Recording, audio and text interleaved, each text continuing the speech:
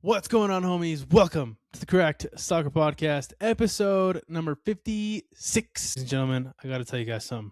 Do you want some excitement in your life? Are you tired of watching sports that have the same three teams battling for the top spot year in and year out?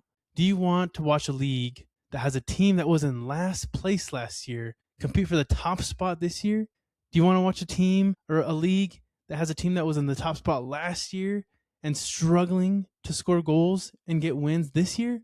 Well, if you are, you need to be tuning in to Major League Soccer, because that's what we got on the docket today on episode number 56. Pep in, baby. Bang, bang. You don't want to watch Bayern win the league every year for 10 years straight? No, thank you, sir. Or the Rangers and Celtic try to go at it for 30 plus years, or Real Madrid and Barcelona fighting for it for the last 20 some years. It's not my fault, but Atletico Madrid is garbage, bro. They won it. They won it a little while ago, didn't they? It was too bad. I think the last time they won it, I wasn't a dad. Yeah, it was like in college days, I think. I want to Yeah. say had to have been like 10 years ago or You so. want to know a fun fact about a player that's coming to the MLS soon? Antoine Griezmann has never Ooh. won La Liga, Has he really never? and Barcelona won La Liga so many times, and then the one year that they didn't win it, Atletico won it. And then he went back to Atletico, and Barca won it, so he never won La Liga. Dang, crazy. dude. That does suck. How long has he been there? Has it been? He's has to be like his 15, pretty much 20 his years. whole life, because even before then he was at Sociedad, so he's been in La Liga for a minute. Dang, dude, that does suck. That's pretty terrible, but you know. Also, congratulations to Arsenal for making it to the Champions League final. I watched that game. I was at work. I was watching that game. I know it's not MLS related, but you know, when you kind of have to know some of the games going on, the big games going on, you have to know about the Champions League. So Arsenal fighting for that Champions League and the Premier League. So that's pretty cool. That's pretty exciting, to be honest. Yeah, honestly, it's been a wild ride for them. They got some blessings over the weekend with City tying. Or it wasn't over the weekend. It was during the week, right? That was on Monday, I think. Yeah. So they have a really good chance at winning the Premier League now, because when is the Champions League final? Do you know? No, it's typically I know it's in May, no? Or June. Let's see. It's May 30th, so they have until the end of the Ooh. month. So they could, get a little bit of headway in the Premier League and prepare for the Champions League. So if this is against football culture, because everybody hates Arsenal, but I would rather them win the Champions League than either Atletico Madrid, which can't win it now, PSG, or Bayern. So Bayern, obviously I'm a Dortmund fan. I don't want Bayern to be successful. They've clapped Barca plenty of times, and I just don't want to see PSG win again. Yeah, I know. I think it's tough, though, because Bayern and PSG look so freaking good. That was an insane game last week. So they're so good. They're just insane teams. So Arsenal beating one of them is kind of tough to see. But you never know. You never know. In other news, lots of MLS action, lots of games going on. It's one of those weeks where you kind of look at some of these games and you're thinking, yeah, this team's going to win. And then it just kind of smacks you in the face and you're just thinking, wow, how did that happen? So very, very interesting week, to say the least, for MLS. Plenty of games going on this week with CONCACAF Champions Cup and games this weekend. So lots to cover. But before we go into that, we got to get into the correct leaderboard. For those that don't know, we pick a winner for every single game during the regular season, and for every right pick that we get a point. Yes, sir. As of right now, we are. I'm gonna cut you off for a sec, boy. Call me Kanye West at the awards. I'm gonna let you finish because I wanna give you a quick finish to my last fun fact. So okay. Griezmann was in La Liga since 2010. Okay. So he was there 16 years, never won a league title. Another player who had been in the league basically his whole life, Marco Reus, never won the Bundesliga. Because the year that they won it, he was actually in Borussia Mönchengladbach. Oh, really? And then he joined Dortmund, and since then they haven't won it. And he joins the LA Galaxy. You know what the LA Galaxy do? They win. And he makes his first league title. And now Griezmann is joining Orlando, having not won a league title. I'm just going to leave it at that. You guys do what you will with that information. But are you portraying that Orlando could win it this year? I'm not denying nor not denying it. They're in 13th place in the Eastern Hey, Conference. So hey. crazier things have happened. All I'm saying is RSL had the worst record going into the playoffs back in the day, and they won it. So, but Yeah, they were. I think they went in as like the bottom seed. That's kind yeah, of they wild. were the worst ones. But this past week was pretty good for me, I would say, because look at this. Can you see that? What does that say? Oh, we're tied. What's going on, What does that dude? say? What's going on? We're 78. officially tied 78 to 78. It was a tough week for me for my picks. We'll go. I mean, obviously there were some ties. San Jose tied, Seattle tied, which I feel like Yeah, I messed up. they should have won those. But it was a bit of a low scoring week for both of us, or I guess more you than me. But I didn't outscore you by too many. So you got 3 right this week, and I got 5. Wow. I got That's 5. terrible. And a lot of it was either the ties or just some upsets. Like I said, San Jose, Seattle tied. Atlanta won. Again, Montreal for Mm-hmm. some reason can only beat New York teams, which we should have known that. We picked Montreal. Atlanta won. You had the Crew winning. I had Minnesota winning. Minnesota won. You had Charlotte winning. I had New England winning. New England won. Nashville tie. You get a point from FC Dallas.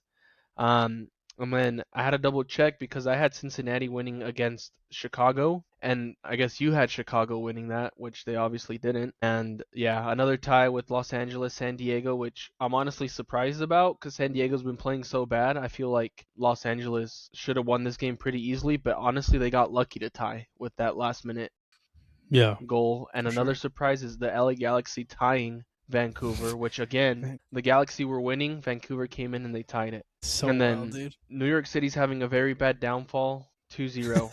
And then Austin FC. I actually thought I had 1 point above you because I was like, this dumbass picked St. Louis. But I was the dumbass that put St. Louis when you actually picked Austin, so we ended up Yeah, tying, or else I would have been yeah. 1 point ahead. But I know, dude. Don't mess up. Don't mess up them points, man. Don't mess them up, dude. yeah, it was a bit of a wild week. So I'm hoping this next week comes out a little bit better for me. But I feel like I've been You're good. going with my gut a bit more, There you go. deciding. So Sometimes you got to go with the gut instead of the heart, dude. yes, It is what it sir. is. You don't have to be sensitive about that. But yeah, lots of crazy games. We'll get into some of these big ones because, like you mentioned, a lot of interesting games that went on with, a lot of top teams and bottom teams beating top teams. So very cool. So let's get right into it, man. I got my beverage right here. Without further ado, why don't we get into the correct Ken, overview, baby? Presented by nobody because we're not sponsored. somebody sponsor us. We're almost I at know. 100 subscribers on YouTube. Let's go. We're like at 97. So please, if you haven't already, because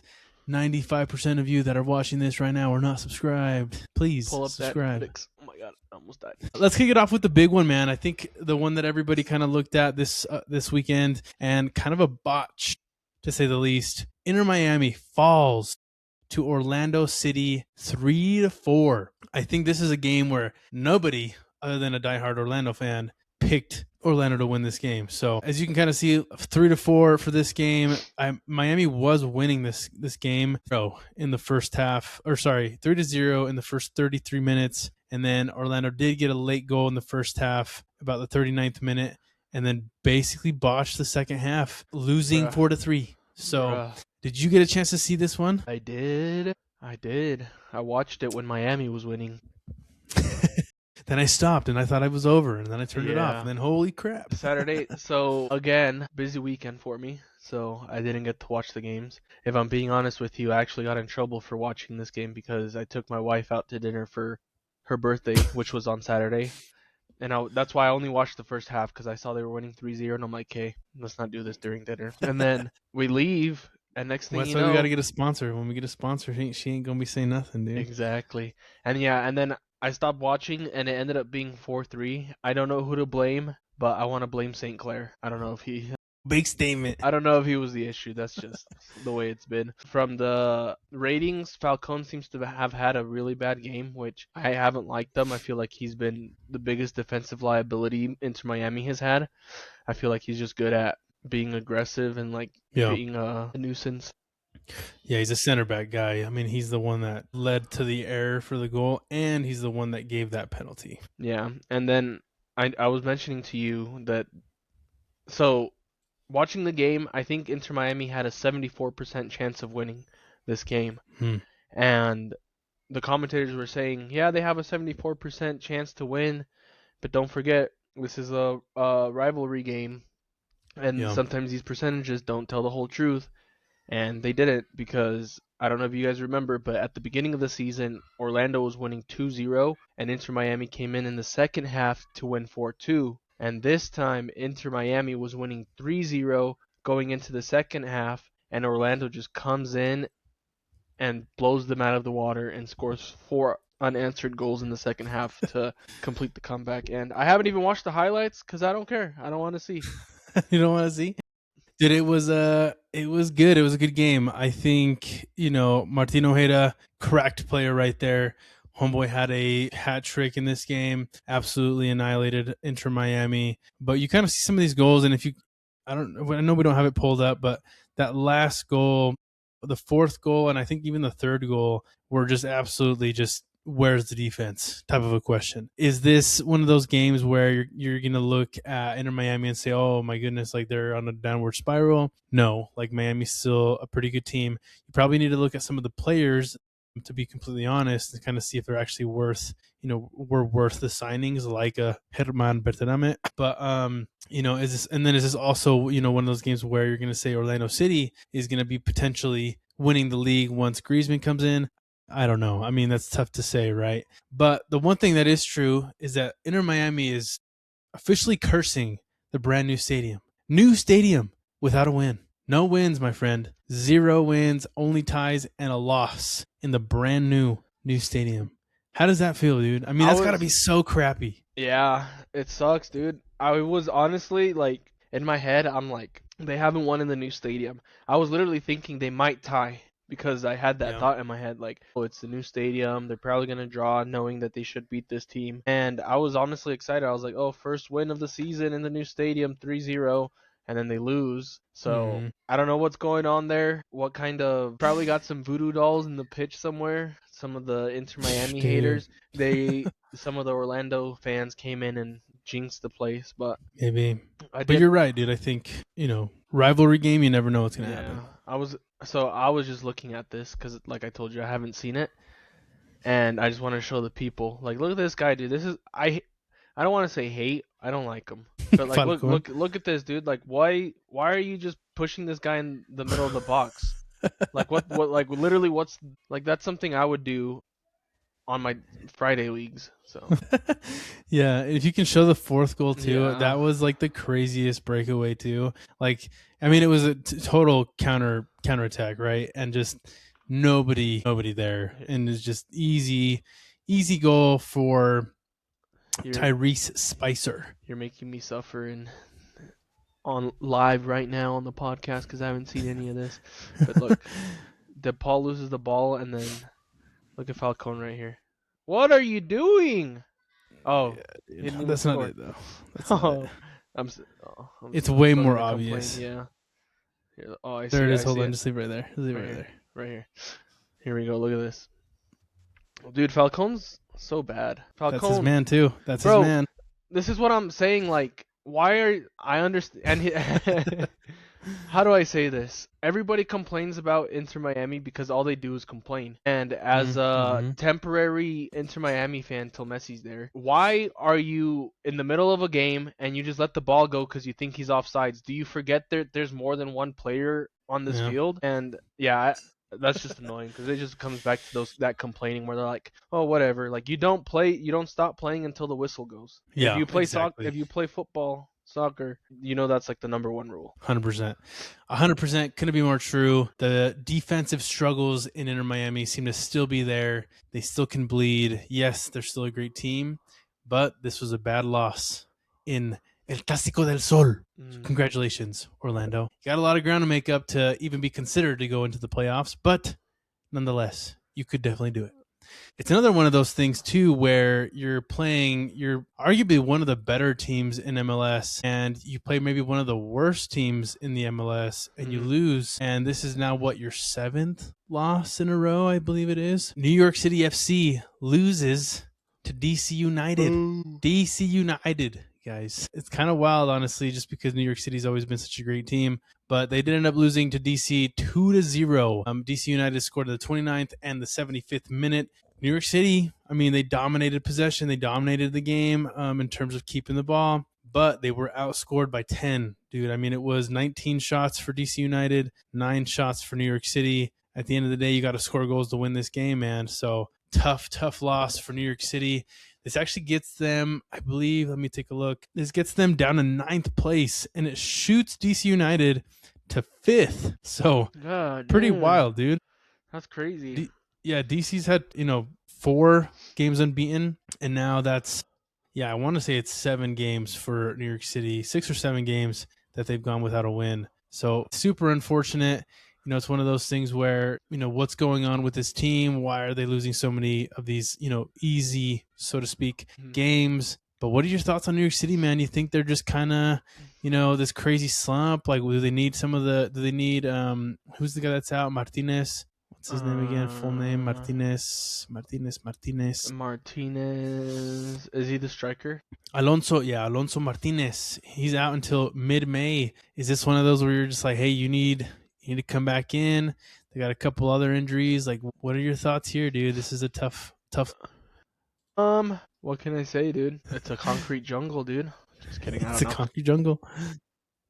I mean, losing to DC United and Montreal in back-to-back weeks, back-to-back games is very embarrassing because obviously DC United isn't at the bottom of the league anymore. They're top 5 now. So we'll have to give some credit to DC United because you're not top 5 without actually getting some results. But I still think with the team that New York City FC has, they should be winning these games. You have one of the best goalies in the league. I honestly don't know what's going on with them. I feel like, what are we, 11 games into the season? For most teams have played 11 games. And I just feel like LAFC is going through it. Inter Miami's kind of going through it. I don't know if it's like they're just starting, because these New York City FC started well, and so did LAFC, and now they're going into a slump, and I just don't know if it's just like, they started on a high, and now they're kind of going down, and they're going to pick it back up.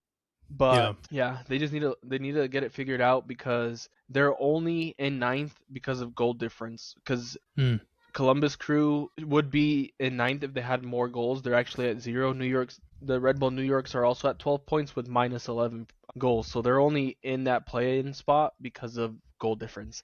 So if they want to get into the playoffs, they need to figure this out. Because I know we mentioned, what's their name? Orlando's 13th. But they're only 2 points away from the play-in spot. And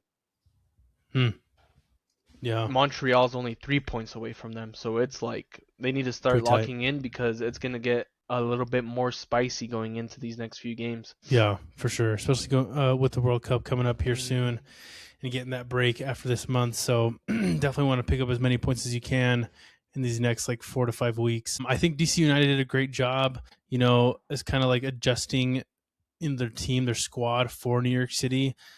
Honestly, when you kind of look at the stats for New York City to be, so ahead in possession and not having a goal registered here, I think it speaks a lot to the defense at DC United. So hats off to that squad. I mean, every single one of them had some crazy stats. Bartlett, Rowles, Kurokawa, Hefty, they all had really good stats, just kind of helping out the team. And then the guy in the back, Sean Johnson, having 4 saves this game. All of them were on target, so he also kind of made sure that they were staying in this game and getting that win. So crazy game for DC United. It's one of those things where, you just kind of don't expect it because they haven't been as amazing.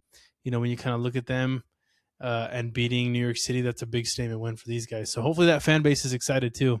Yes, sir. They have a couple of I want to say favorable matchups coming up. They got Nashville, which is always an easy game, right? Yeah. So easy dubs. That's a tough one. They got Chicago after that one. They got some tough games the next 2 runs, and then they got a little bit of an easier slate. But man, that Eastern Conference is kind of wild. So hats off to DC United. The funny thing is, at work, I was talking to some people, and they were talking about how they went to DC and they watched the Nationals. Right? Is that the baseball team or is that the hockey team? for the Washington Nationals. I think that's the hockey That's team, right? baseball. Baseball? I Yeah, think that's but baseball. I was basically, and then I was like, well, and they're saying they're bad, and I was like, well, DC sports teams are not good most of the time, so at least DC United is doing a little something this season. It's Yeah, pretty early on in the season to say DC United will be a playoff team, but you never know. if they keep up what they're doing, they will be. So Yeah, for sure.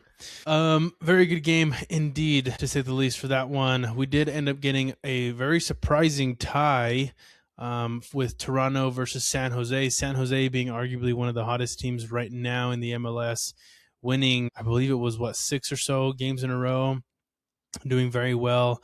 And then all of a sudden they go to Toronto, to Canada, and they get stood up, man. I mean, a goal in the second minute and a goal in the 14th, and basically you're just at deadlock with Toronto the whole game. So crazy tie there with Toronto and San Jose, but at least they didn't drop a point. I was gonna say too, I feel like Toronto plays the early window all the time. Is that just me? they're probably I feel like no, yeah, I think they play they first always have pretty the first game often. of the yeah. It's because you gotta like when you're going to work and you need to take the shit before you work, it's kind of like that. You gotta get it out of the way. Dude, that's funny, dog. That's hilarious. Yeah, another interesting tie: Seattle versus Sporting Kansas City, a 1-1 draw. That was interesting, but a draw that maybe wasn't as surprising, I guess, was the LAFC versus San Diego game, where you have these teams in California, man. They're hot. You know what I mean? They're always going to be putting on a show, and it's always great to watch them. But you did get a winning. Sorry, you didn't end up getting a 2-2 draw with San Diego against LAFC.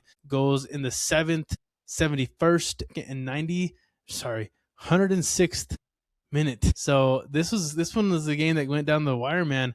But when you look at the stats too, San Diego just kind of dominated this one as well in terms of like possession, and you didn't get as many shots. What do you think about these LA teams? The San Diego and LAFC teams? Like, yes, they're kind of like juggernauts in the Western Conference and California, but I don't know, man. This is kind of out of pocket, I would say. Okay, before I get into that, just because I always have to go check. Out of 11 weeks of the MLS regular season, Toronto has played in 7 of the first games. I knew it. I was like, I always see them in the first.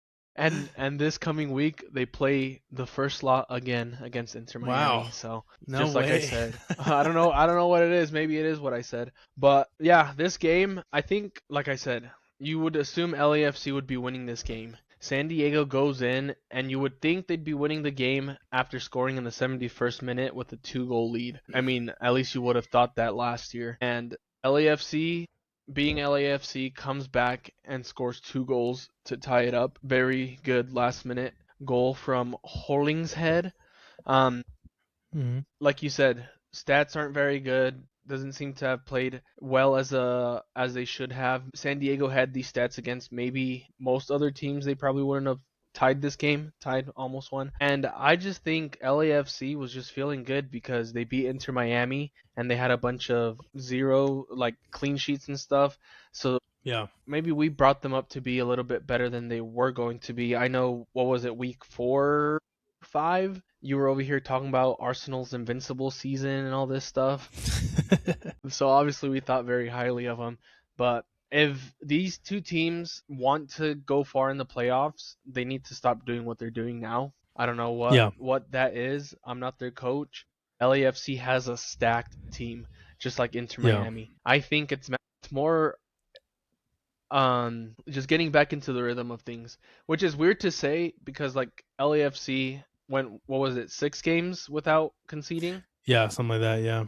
So it's weird to say that, but if you go look at the games, they were all very low scoring or 0-0 draws and stuff like that. So it's not like it was an impressive 6-game run, and they just need to go back and figure things out. Yeah, I still think LAFC will be in the final against Inter Miami. I don't have doubt about that. I think San Diego is more on the hot seat than LAFC. Sure. You should have, I don't know what's the word that they use, but they basically should have won this game. There's no reason you should have lost to LAFC, especially with the team you have. So yeah, they're both great teams, man. I mean, at the end of the day, they're going to be teams that are competing week in and week out. So I think you expected some fireworks in this game, and you kind of got it right. You did mention Hollingshead scoring, it actually he actually became the second highest scoring defender in MLS history with that goal. So kind of an interesting stat there. Geez, soda. But I think LAFC, when you kind of look at them, I do think they were, like you mentioned, they were somewhat of an invincible team, right? They were very good on paper, very good on the field. I think they kind of started to kind of have some of those doubts when they went into that CONCACAF Championships Cup game against that team from Panama. And they were, on the ropes, dude. They were kind of like struggling with getting like a very clear and decisive win against that team.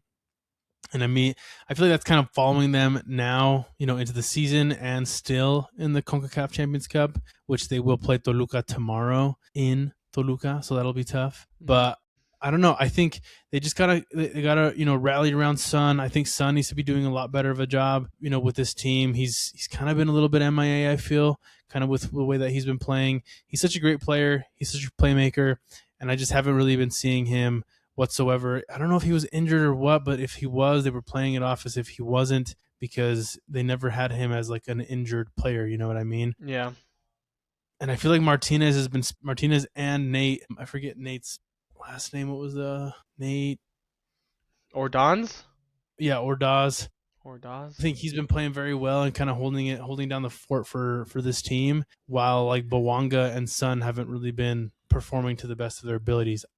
That's just how I see it, So I don't know if that's like legit or what, or if you kind of feel the same way, but I think they're still a great team. San Diego's still a great team.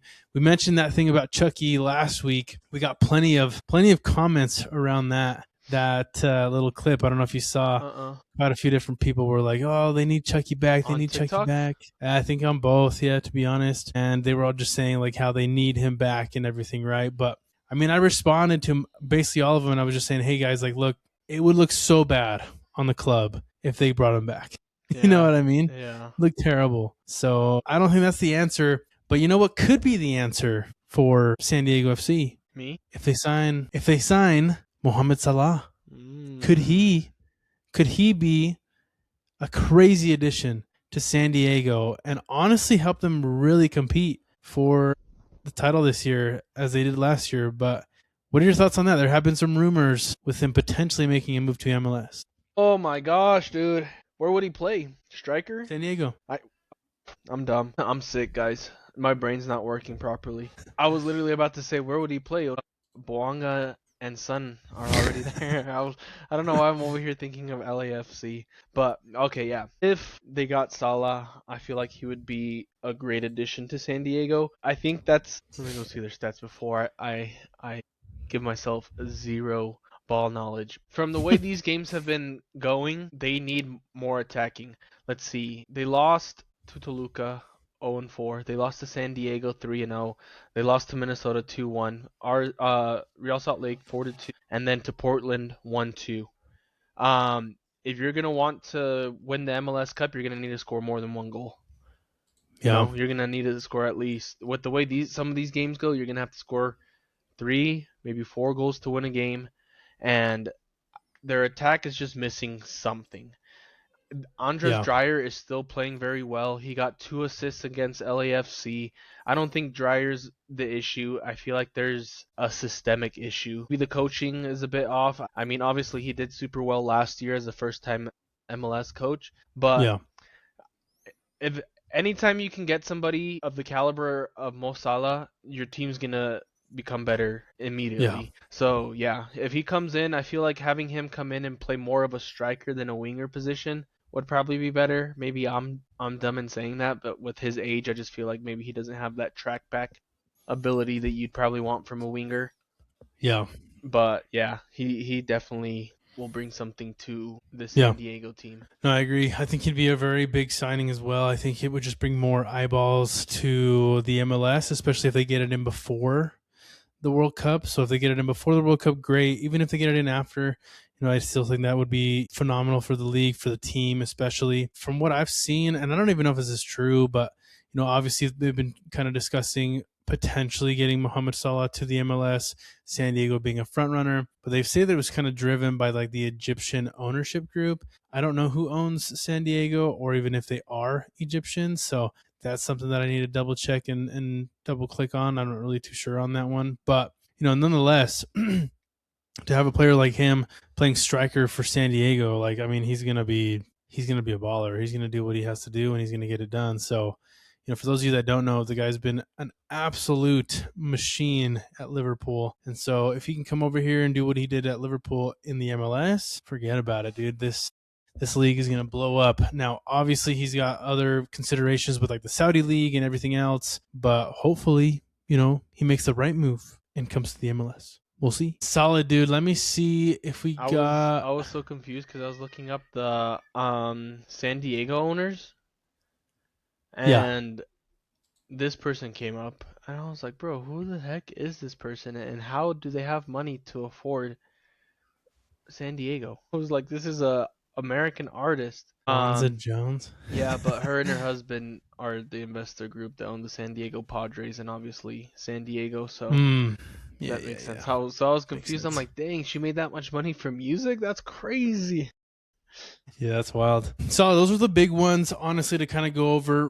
Just to kind of mention a couple others, Real Salt Lake getting that win against Portland Timbers. Great way to jump back into the winner's circle. Atlanta United, beating Montreal, which is interesting. Like you said, Montreal can't beat anybody other than New York City teams. Philadelphia and Nashville tying 0-0, dude. Kind of an interesting one there as well, just because Nashville's been such a hot team.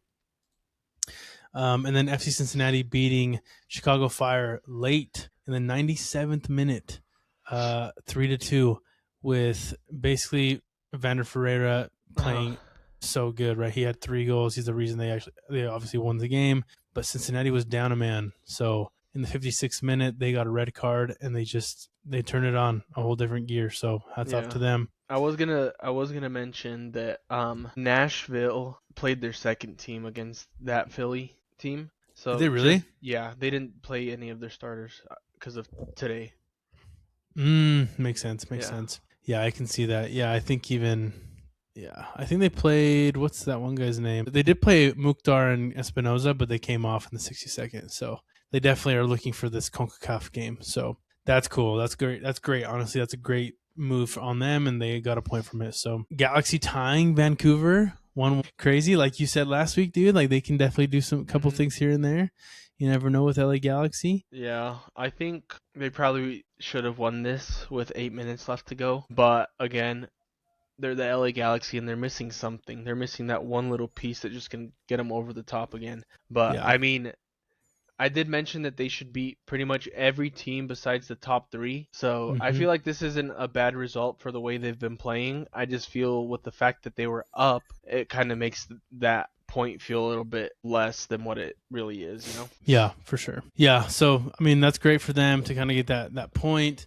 And then we had Austin beat St. Louis 2-0. St. Louis in a tough spot, bro. I don't even know what to say about St. Louis, to be honest. They're struggling, dude. They're struggling. They're 14th place in the the Western Conference. They're lucky Kansas City's in the same Yeah, division as same them. boat. They're Yeah. literally 1 point ahead of them. Crazy stuff. Solid. Yeah, plenty of games this upcoming weekend. So we'll have a full slate on Saturday, May 9th, and then a few games on Sunday, May 10th. So that's it for the games from last week. I did want to get into, before I get into this other bit of news here, I did want to get into the CONCACAF Champions Cup that's going on right now. I believe, is it right now, or do they play a little bit later? They play at yeah, they should be playing now. I was gonna say 7:30. Yeah, I think they're playing right now. So as we speak, 7:30. it's just starting. Yep. As we speak, Tigres and Nashville are taking each other on in the semifinal of the CONCACAF Champions Cup. Right now, on aggregate, it is 1-0 with Tigres winning, and they're going to Mexico to play the second game, dude. So it's going to be tough, to be honest with you. Yeah. Do you still believe that Tigres could win, or do you believe that Nashville could win? Who do you have going to the final of the CONCACAF Champions Cup? I think I said Nashville would be going to the final. Okay. But I also, at the same breath, said that I am on loan Inter Miami fan, so I want them to lose. You know, Atletico Madrid lost already, so now I just need Nashville to lose, and I'll be happy. Mm-hmm. So I think with the way things are going, Tigres should have this game. They're at home. They're up 1 goal All you got to do is make sure that Nashville doesn't score 1 goal or 2 goals because of the away goal, because at that point you're just chasing it. So they have to be Yeah. locked in on defense. Tigres needs to, honestly, they need to score like 1 or 2 goals to make it more comfortable for them, just because of this away goal rule. Because obviously, if Nashville scores once Yeah. and nobody ever scores again, actually, just kidding, I'm lying to you, because Tigres has the away goal, so they would be tied. But they just can't let them Oh, get you're that. right. Yeah. They can't get that second goal, basically. So as long as they don't get scored on twice, I think they should be fine. If they get scored on twice, I feel like it's going to be a very big hill to climb unless Yeah. they're already winning. Yeah, for sure. I think both teams have a very good team. I think it's great that you mentioned Nashville resting some of their guys this last weekend for this game. So I think that's a great strategy for these guys. I think they're going to go for this game as hard as they possibly can. The Eagles is a great team, man. They have a lot of great players over there with Correa and Guzman and a couple other their forwards. Like they're a good team that can definitely win this game. I think it's one of those two where you're just kind of thinking like, man, like, can it be another Liga MX final? Can MLS even get one team in there with Nashville not doing as great? They're still a good team, but they're not kind of doing amazingly. And same with LAFC. Like, it's kind of tough to think about, but I'm pulling for the MLS team. I hope Nashville goes in, get two real quick, Mm-mm. and you're winning, dude. You're coasting, you're chilling. But it's tough, man. It's tough with Tigres. So I don't know. I honestly don't even know at this point because it's so tough to call. But I'm hoping for Nashville to win Do this game. you? Sorry, go on. I was gonna say something, but we're gonna go into it next, so it doesn't matter. I'll talk about it when Yeah. we get into it. Yeah, so the next game we do have for tomorrow is Mm-hmm. LAFC versus Toluca. So this one's a very interesting one because LAFC is winning 2-1. So they're the ones that are ahead in on aggregate going to Toluca, which Toluca's been almost unbeatable in Toluca against these MLS teams. They've been playing so well, and I know these guys are going to go crazy, for this game. LAFC obviously didn't really rest anybody given that they played San Diego this last weekend. So they're probably a little bit tired, but nonetheless, I'm sure they're going to still try as much as they can to win this game. I still hope LAFC wins this game, but out of these two, like Toluca's just so great at home that I don't know if I see them winning, dude. I don't know what you think though. I don't know your thoughts on that one. So my biggest worry for LAFC is the fact that Toluca has an away goal, and Right. it's not the fact that I just feel like I don't know if Nashville will be feeling this as well. It could go for both teams, but knowing that Toluca has an away goal and like you said, how good they are at home. You're playing in Mexico. I'm assuming the elevation is going to be an issue again, like most people complain. But Mm-hmm. my biggest worry is them being like, oh, these guys have an away goal. We need to get an away goal like ASAP. Like we just need to get that goal going, and they might be playing. I don't think so. LAFC is a well managed team, a well coached team. I don't think they'll be too aggressive with it, but I'm just worried that maybe they try and fight for that in case, they get a few goals scored on them. So they have that safety net of now we have an away goal too. So even if they score two on us, we're Mm-hmm. tied and we go to overtime, whatever. And Yeah. with that mindset, maybe they push up too high, they get caught on the counter, they get scored on. So that's Yeah. would be my biggest worry for them and for Nashville. I mean, it works for both of them. Yeah, for sure. I am curious, and maybe we can type this in while I kind of talk here, but I'm curious how the away goals are working right now in the CONCACAF Champions Cup. So right now you have LAFC winning 2-1. They obviously had the home field advantage in the first one. So if they were to score one goal in Toluca, how many goals does Toluca have to have then to win the game, right? Is it 3? No. So the way it would work, so let's say LAFC won 2 and 2-1. So Toluca has one away goal and 2 home goals for LAFC. And if the game now ends 1 away goal and then they score 2, then it like cancels each other out because they each have 2 home goals and 1 away goal. So it's technically they'd just be 3-3. The issue would be if LAFC scores 2 away goals, Toluca would need to score 3 home goals to Mm, counteract. You know what I mean? So one away goal to an away goal cancels each other out. But if LAFC were to get 2 away goals, they'd have to score 3 home goals to counteract the 2 away goals. gotcha. So So if they don't score, if it ends 0-0, does LAFC win? yeah, well yeah, because they're two Okay. one. Yeah. Come on, bro. I guess that's what I'm like confused. I'm like, it's not like the away goal gives them a goal, No, right? the It yeah. just kind So of if it just was like LAF, sorry, Inter Miami, Nashville, it ended 1-1, right? But Nashville had the away goal, so it gave them the advantage. But LAFC's winning right now. But if this game were to end 1-0 and it was 2-2, then Toluca oh, would win because and they Toluca wins have because the they have away the goal. away goal. Yes, yeah. Gotcha. So it has one, like, you know what I mean? Like it's Yeah, kind yeah, of I a bit got it. hard to explain. So if That's it why it's so ties, they basically did the advantage. if they tie 2-1, then it goes into penalties if Toluca wins 1-0. And Yeah, this is like the one thing that, like, away goals, they do add a bit of strategy to things because Toluca's like, well, we only need to win by one goal. We don't have to win the game. We just need to score one goal and do yeah, that. But then imagine you're new to soccer and I'm here trying to explain this to you and you're like, well, that doesn't really make sense, you know? So I feel yeah, like that rule kind of, not that it's not super hard to understand, but it can, deter yeah, some new fans from coming in. So CONCACAF Champions Cup, take that away, because if you yeah. didn't have that, Messi would still be playing and I'd be watching your tournament.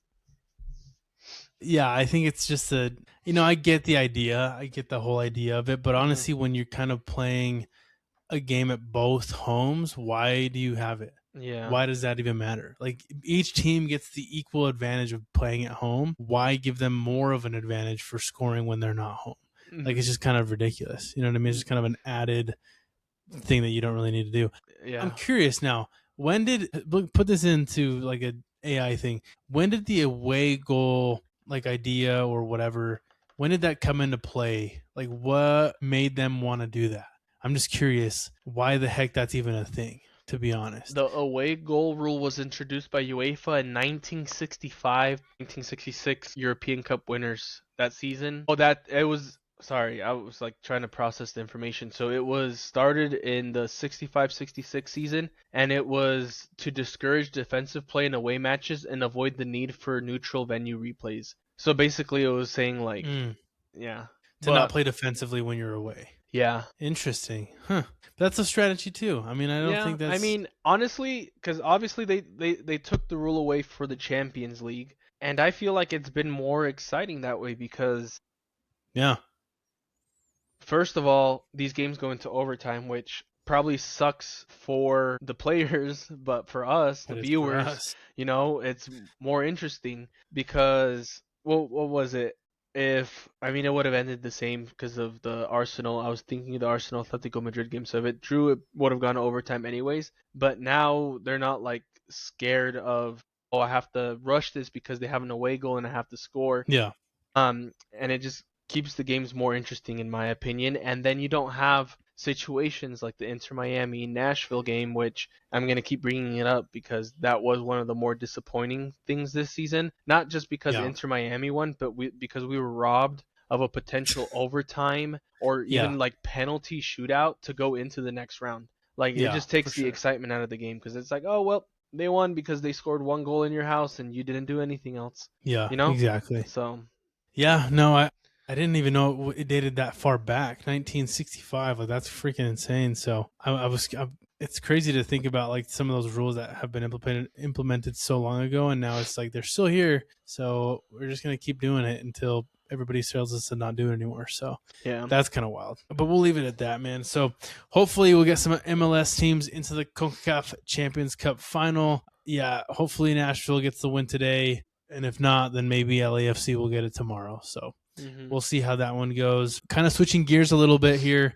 This is one of the stories that I kind of saw that is a little bit more on the business side of things. It's a little bit more on the business and growing the game in the United States type of a story. But I'm not sure if you saw or if anybody else saw, but Major League Soccer and a private investment firm called KKR announced a multi-million-dollar hometown soccer holdings company, basically. So basically the story is this: MLS and global investment firm KKR launched this hometown soccer holdings to basically accelerate MLS Next Pro and expand that into the United States and build stadium infrastructure. So what's cool about this is that, yes, the company's getting bigger and all these different things, but They're going to be building, a lot of these new stadiums for a lot of these MLS Next Pro teams. And from what I can see here, it aims to develop stadiums in over 100 mid-sized U.S. cities that currently lack professional teams. So these stadiums are going to be like, 7 to 8,000 Mhm. people capacity, and they're going to be in, a lot of different states throughout the country. So super cool to see. I think a lot of people don't love the whole business side of sports and, the MLS, soccer, everything like that. What do you think, man? What are your thoughts on just kind of seeing like, hey, these guys are going to come in here. They want to build MLS Next Pro and honestly accelerate the growth of soccer in the United States. Like, what are your thoughts? Yeah, I mean, obviously, I always like the idea of things growing when it comes to soccer. What was the commissioner's name? Dan Don Don Garber. Don Garber. Okay, I was listening to a podcast with him in it, and we've talked about relegation and stuff, and he basically said that's a no-go anywhere in the near future because it's hard to get people to invest when they could lose their investment. But with this happening, I feel like the capacity is a good number. They're not going to have it's not too big where they're probably not going to be selling out honestly, but it's not too big where you are losing money because you can't fill up as many seats. But if you get like,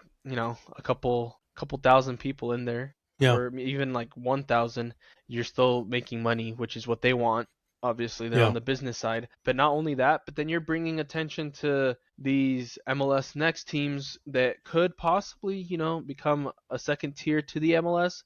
This is just Yeah. like a thought that I was having because I don't know if you've seen anything about the MLS Next, but it's not necessarily a skills based team thing. Like obviously some of these MLS teams they do bring in skilled players, but it's also a paid service. You could say like you can pay your way into the MLS Next, so you're Right. not Yeah. necessarily the best player. And I feel like maybe doing this can bring more money to the MLS Next system where they can then make it not necessarily free, but they have the option of doing free and bringing up more talent here in the US Hmm. where it becomes its own business that's profiting. And with having people come in, they can bring up these younger kids Yeah. for either less or even free. And that way your talent pool becomes bigger and you can even attract more fans that way. So I feel like it can be a good thing if you start generating revenue to allow some of the youth here in the US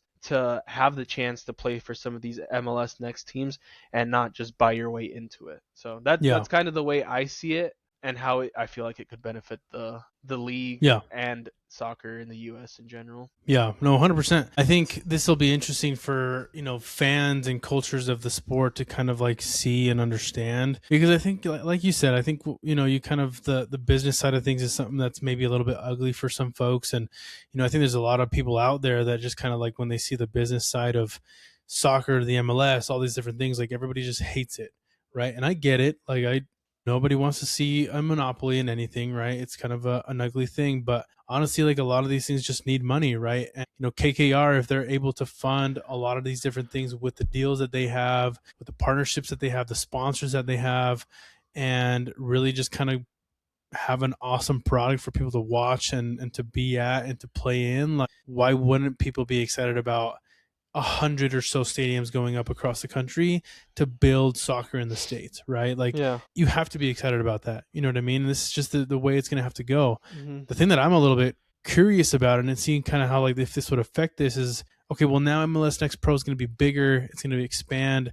I'm sure plenty of players are going to start to kind of want to go into these clubs, these like, Timbers 2, RSL, Monarchs, you know what I mean? Like these different like lower division teams. Is it going to make them want to bypass the college route? Like I feel like we've talked about it before to where the NCAA, not MLS, NCAA soccer, men's soccer draft is not really like a thing anymore.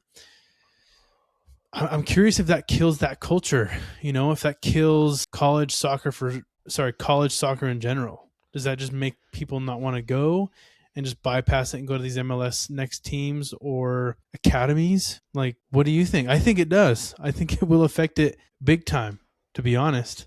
I don't think it'll kill it.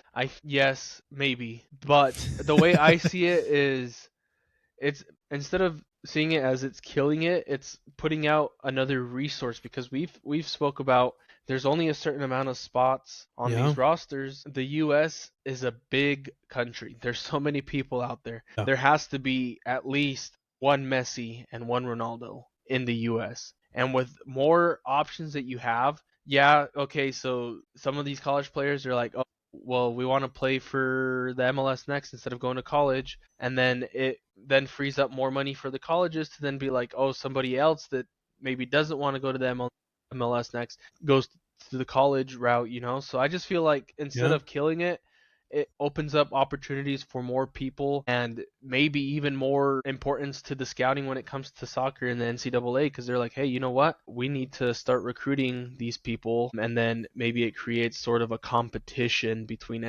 Yeah. the NCAA and the MLS next. So I don't think it'll kill it. Maybe at the beginning it'll seem that way because you'll see some of these players leaving college to go to the MLS next because that probably will be a better indication of you going pro. Because how many of the draftees from this past year have we heard about in the I MLS? mean, the ones that we pointed out, we haven't seen them at all. Every time DC United's been playing well, my player went to DC United. I haven't seen him in the starting lineup, and I haven't seen him on the bench. And if you're Yeah. playing for an MLS next team, the team's going to be looking because they're affiliated with that, you know. So I feel Yeah. like yes, it may quote unquote kill the NCAA for a bit because some of these players will want to go with a team that's affiliated with the MLS already.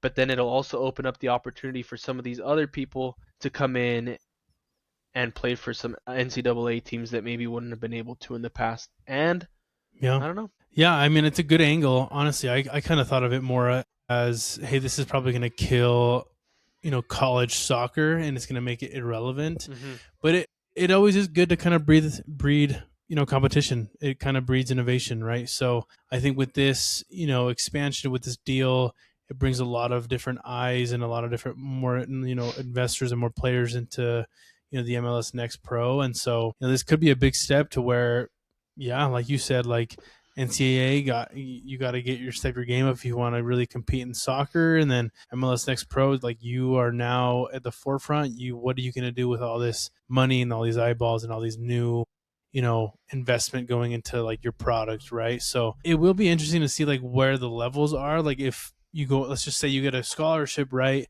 to go play for Stanford. After a couple of years, maybe 2 years, you're very good, and then an MLS Next Pro, like an LAFC2 or something, says, "Hey man, like you're doing really good at Stanford. You want to come over to the MLS Next Pro?" Mm-hmm. He goes there, he gets a promotion, so to speak, right? He kind of gets that next step in becoming a pro, and then he goes into the MLS. Like Julian Hall is an alumni of the MLS Next Pro. Like that's super cool for players to kind of Mm-hmm. look at. So does it go college soccer? It goes and all the UPSL, all these other ones, and then now it goes to MLS Next Pro, USL, MLS. Like, is that a route that players take now? I don't know, but like you said, we're gonna find out with this investment. So it's interesting to see in that angle. And then did you mention that they own the company that owns soccer.com? Yeah. So they could, get some gear for these players. I mean, obviously they're Yeah. already sponsored by Adidas is my guess because that's who sponsored the MLS, but Mm-hmm. they can help some of these players get some more gear for their cleats and whatnot, some more Yeah. balls. Yeah. I mean, these guys definitely have like this KKR group. When you kind of look at them, like they have they do a lot for sports. You know what I mean? So it's going to be a giant engine, having them. It's just a significant step forward for MLS Next Pro. It will strengthen player development across the US and Canada. Like it's just a big time investment for this whole sport, and for them to do this before the World Cup, like big time boom coming, you know what I mean, after this World Cup, to kind of get everybody excited about soccer, because I don't know about you, but I feel like there's so many people that don't watch soccer, and then when the World Cup comes, it's like, oh yeah, like I've seen a couple games. The Uh-huh. US is on, right? Mexico's Yeah. on, Brazil's on, France is on, right? Like, yeah, and everybody gets into it for the 2.5 months that it's going, and then can we continue to capitalize on that boom after the World Cup with the MLS and all these other leagues that we have here in the US? So who knows? I think it'll be cool though. Yeah. Mm, My Oh, you gonna say goal, something? yeah, I was gonna say my goal, which I've been doing this since we started the podcast, but it's just trying to get people to watch the MLS and just soccer in general. Trying to have as many conversations as I can throughout my life talking about these teams and just trying to get more people into it. And obviously, at the same time, being like, well, if you're really interested in learning about soccer in the MLS, I have the perfect platform for you to come learn. So, Have the perfect podcast for you to yeah, take yes, a look sir. at. Yeah, so I know that's fun. It's always fun to kind of talk some soccer with some folks at work that are not, the biggest fans, but they will be. They will be one day. One day they're gonna know. They'll be like, yeah, these guys started with nothing, with 97 subscribers, soon to be 100, hopefully on YouTube, and a couple hundred on the rest of the platforms. But we're doing what we got to do, man. Once we get We're doing what we got to 100 do. subscribers, I'll record the podcast naked. Don't do that, dude. Because then it's gonna show nudity on YouTube, and they'll be like, "You can't post this." Imagine, I'm just waiting for people to hear this, and we drop down to like 50 subscribers. Dude, that'd be so sad, bro. Don't even say that. Solid stuff, dude. So yeah, we got plenty of action coming this week with the MLS. Again, games on Saturday and Sunday, and then the week after this. So on May 13th, we're gonna have a full slate on the Wednesday and on Saturday. So we're kind of starting to cram in, quite a few different games. Excuse me, because of the World Cup. So let me see. Wait, why are there games in July? Oh, never mind. The last week for games for the MLS before the World Cup will be May 24th. And then, yeah, I guess July, I think the World Cup ends middle of July, but July 16th, it'll come back. So we'll be all World Cup after, during that break, and we'll just kind of cover that for the meantime. But plenty of stuff coming up. We'll probably do another episode or a small clip before the weekend to kind of go over some of these games. But looking at Saturday, my guy, let me take a look at this. Let me get this posted up in here. On Saturday, what is the game that stands out to you the most? Take a look. This Saturday, plenty of games going on. So anything that stands out to you from this one, there's probably maybe a couple, but two I'm gonna point out. Yeah, one we go already ahead. talked about is getting that morning poop out of the way. Inter Miami versus Toronto. If Inter Miami wins this game, they got to go back to Chase Stadium. I'm sorry. Because they should win this game. Cursed. Obviously, I'm picking them to win this game, and I'm assuming you will as well? Or do you back Yeah, Toronto? I think so. I mean, you got bench injured. They have Zimmerman on the bench. They have, I think, Georgie. Yeah, Georgie's still hurt. Where is Sargent? Where did he go? He's their striker, bro. I mean, if he is not going, then I'm going Miami. Is he not playing? Why is he not on here? I feel like this seems like very early to put out your match. Yeah. Lineup. I mean, so maybe this is it, I'm going Miami. Yeah. Even if they had to charge it, it'd probably be a little bit tough. But yeah, I don't see him. But aside from this game, an actual good game, what I will say is down at the bottom, one of the last two games. I'm assuming you know which one I'm talking about, and it's not that one. It's number 1 versus number 2 right now, right? Oof. It's San Jose versus the Vancouver Whitecaps. If Vancouver wins this, they'll move up to first. So they need this win. They'll have the goal differential right now. They're up by 1 goal. So if they win this, they move up to the first place. But this is going to be a very interesting game. I feel like they both actually have scored the same amount of goals this year with 26 goals. They're pretty even on head-to-head. And the only reason Vancouver has an extra goal is because they've been scored on 6 times all year versus San Jose being scored on 7 times. Which is crazy to think because LAFC has been scored on 8 times and they went 6 games without being scored on. So dang. But this is going to be a very interesting game. Again, if you don't watch soccer, this is a game to watch over the weekend that will definitely have some fireworks. Yeah. Because PayPal Park totally is that agree. San Jose? Yep, that's San Jose. Yeah, no, I totally agree. I think San Jose Vancouver is definitely going to be the game to watch on Saturday. Definitely a top two teams going after it, so that'll be a fun game. I do think if we wanted to call out another one, it's going to have to be San Diego against Seattle. Seattle obviously being one of the top teams this year. They are currently sitting in fourth. San Diego falling to 12th place after a bit of a rough patch, right? These last few weeks. But, never count these guys out. They are going to play in Lumen, which Seattle's always pretty decent in. So, you never know what's going to happen. They are tied with just, 2 games apiece before this weekend. So this is another one that'll be hopefully, very good game, and will kind of bring maybe some fireworks as well. But this will be a fun one to watch, man. 2 fun games at the end of Saturday to, enjoy a nice cold beverage with. That's for sure. Sunday, we do have 3 games going on. Probably not the most exciting ones. There's probably a couple that stand out in terms of like equal winners. I think you'd probably agree LAFC could totally win this game. Minnesota being a bit of that interesting dark horse team right now, beating so many teams, probably going to win against Austin here. But they're sitting in, where was it? Yeah, 5th in the Western Conference, which is, it's wild. They scammed into Miami, bro. They've been scamming a lot of people. But I would probably say, if you probably agree, this might be the one that is something to watch on Sunday. Yeah, for sure. I feel like these are 2 teams. I feel like more New York City FC than Columbus Crew at the moment, but these are 2 teams fighting to bounce back and get some momentum going back their way. So New York City FC definitely needs this win, and Columbus Crew has been playing pretty decent. Like, as you can see, they lost to New England. They beat Philly, which is a game they should win. They beat LA Galaxy, which I would say is a bit of a tough game to win for the Crew. They obviously beat Knoxville in the U.S. Open Cup, and they lost to Minnesota. But like you said, Minnesota are a bit of a dark horse team this year, so they've been playing pretty well. Mm-hmm. So yeah, this will be a very interesting game for Sunday. 2 teams fighting to get their momentum back and get back into fighting form. So it'll be an interesting game to watch. I'll probably tune into the For the Crews TikTok live. They go live before the game. So there you go. Yeah, this is a tough look. Abu Ali obviously being out until early June.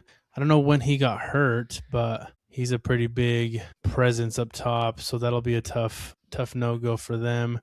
Columbus obviously kind of having the edge here with 11 wins over the 9 for New York City. But like you said, 2 teams that are, known as top teams, bit of a rut, 9th and 10th place here. So this will be a big game for both of these clubs to kind of get back on the horse and get back into winning shape, like you mentioned. Plenty of stuff going on, plenty of games. CONCACAF Champions Cup. And then after this week, we got so much soccer, dude. It's going to be MLS Wednesday, the U.S. Open Cup. I think the CONCACAF, when is the CONCACAF Champions Final? The final, let me see. Final is May 30th. Really? Yeah, same day as the Champions League. Dang. So we're going to have plenty of stuff before the World Cup, man. Lots of games. So that'll be fun. Let's see. Okay, so crazy. that'll be a kind of an interesting day of soccer for us. It'll be 10 a.m. for the Champions League and 2 p.m. for the Champions Cup. So nice. Maybe we plan a little song. Yeah, dude, make some carne asada. Yeah. Okay, cool. Solid stuff, man. Lots of stuff that we covered. Any last words, man? Anything before we kind of wrap it up? Nah, not much. Been doing some research on Wissam Abu Ali for this guy. Ali. Because it's saying he's going to come back early June 2026, but I'm also looking at some news saying he tore his ACL, so I don't know. Ooh, that sucks. Yeah, one of them saying from 3 weeks ago, so I don't know, but we'll find that out next week, next episode, so make sure you guys tune in to find out what happened to my boy. But yeah, I mean, shout out to everybody watching, shout out to the people on TikTok, Instagram, commenting, telling us we have negative ball knowledge, I'm not the one that made the take. It was Reyes. So about what? The guy that we said that we weren't expecting Timo Werner to pop off as much as he did. Dude, he said we had negative ball. So dumb, dude. It's like You know what's so funny, bro? Like, if you really want to, I've seen it before. It's like, if you really want to piss off a sports fan, just tell them they have zero ball knowledge.